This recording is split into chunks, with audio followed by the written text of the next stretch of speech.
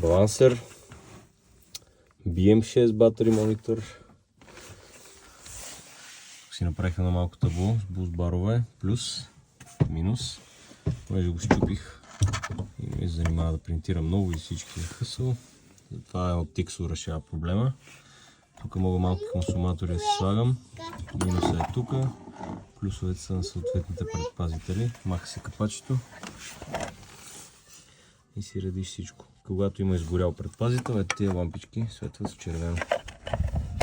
Ето го и Bluetooth модула за BMS-а, както и самия BMS 200 амперов.